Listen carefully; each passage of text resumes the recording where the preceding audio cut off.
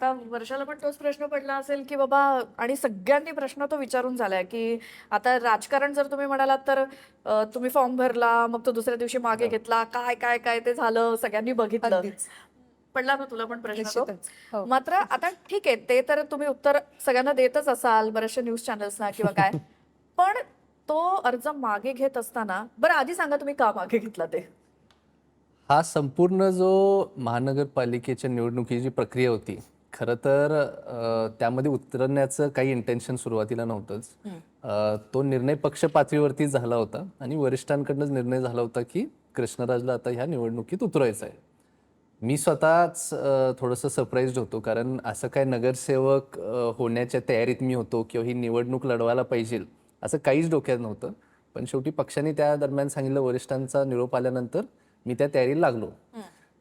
आपल्याला माहिती आहे की मी खरं तर विधानसभेची तयारीसाठी कामकाज करत होतो, त्यामुळे माझ्यासाठी पण सरप्राइझिंग होतं. परंतु ती संधी आल्यानंतर कोल्हापूरमध्ये सुद्धा मी बघितलं, खास करून माझ्या जवळच्या सहकाऱ्यांकडनं बघितलं की 50% जण खुश होते की एक बेस लेवल पासून राजकारणाची सुरुवात होत आहे, पण 50% लोक नाराज पण होते की आपण विधानसभेची तयारी करत आहे तर तुम्ही आता ह्याच्यात कशाला उतरताय. बरं. म्हणजे दोन्ही साईडनी माझी समजूत काढण्यासाठी लोक येत होते. म्हणजे अर्धे तुम्ही जण लोकांमध्ये जाता तेव्हा तुम्हाला प्रतिक्रिया लोकांना कळतच जाता असतील. नाही, जेव्हा न्यूज मध्ये आलं हा. की मी निवडणूक लढतोय तर माझ्या ऑफिसवरती एवढी गर्दी झाली होती, घरी येऊन लोक बसले होते. तर 50% म्हणत होते की करा आणि 50% म्हणत होते की करू नका. बरं. परंतु मला वैयक्तिक पण पक्षाकडनं निर्णय झाल्यामुळं आणि मी आनंदित होतो की आपल्याला एक फाउंडेशन राजकारणात जर बिल्ड करायचं असेल तर तुम्ही खालच्या लेवलपासून, पहिल्या पायरीपासून सुरुवात करणं गरजेचं आहे.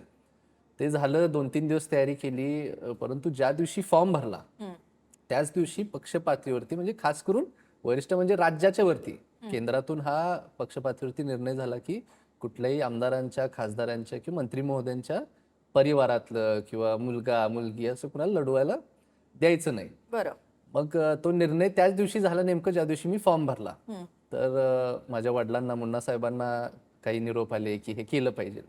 तर त्या दिवशी ते म्हणजे डायजेस्ट करणं खूप अवघड होतं, कारण साहेबांनी तेव्हा काय बोलले की हा निर्णय पक्षाचाच आहे म्हणून कृष्णराज पुढे गेलाय आणि परत एकदा हे माघार घेणं, फॉर्म भरलाय, भरपूर आता त्याच्याबद्दल चर्चा चालू आहे, तर अचानक परत असं का.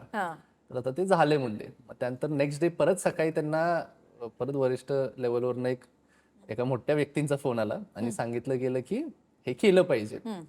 मग साहेबांचा तो निरोप आल्यामुळं आपल्याला ते करावं लागलं. परंतु मी खरं सांगायला गेलं तर का, म्हणजे मला अजिबात कुठल्या गोष्टीचं काही वाईट वाटत नाही. 100% 2 वेळा संधी मिळाली परंतु नाही झालं, पण मला कुठल्या गोष्टीचं वाईट वाटत नाही. मी काम करत राहिलेलो आहे, काम करत इथून पुढे सुद्धा राहणार. तुमचे डॅडी म्हणालेच की कृष्णराज म्हणजे उगवता सूर्य आहे, त्यामुळे कोणी त्याला झाकू शकत नाही.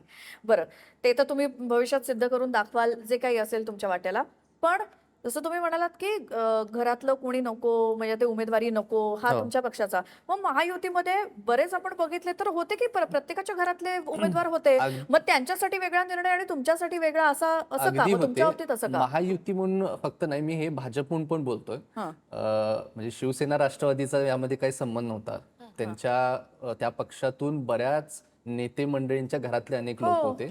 भाजपचे पण खास करून आपल्याला जिल्हा परिषदमध्ये त्यांच्या बऱ्यापैकी पण दिसले घरातले असतील. होते. हो. परंतु महानगरपालिकेचे असे अनेक नेते मंडळी होते राज्यातले, मंत्री महोदयांचे होते, आमदारांचेही होते आणि खासदारांचे होते, की हो. त्यांच्या ठराविक ह्यांतला करावं लागलं. आणि मला वाटतं की त्याची सुरुवातच कुठेतरी माझ्यापासून होताना दिसली.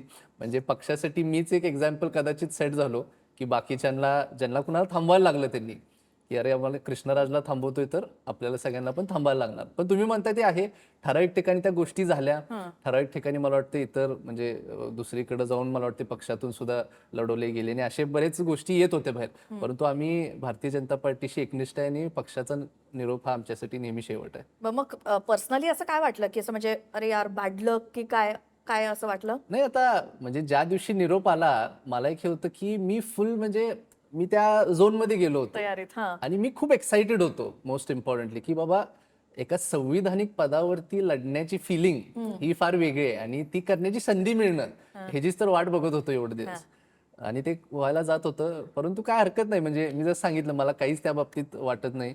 म्हणजे कोल्हापुरात महाडिक परिवार हे एक धाडशी परिवार म्हणून ओळखलं जातं. त्यामुळं कुठल्या गोष्टीचं काय वाईट वाटत नाही, जे काय ते इथून पुढे सुद्धा चांगलंच होणार.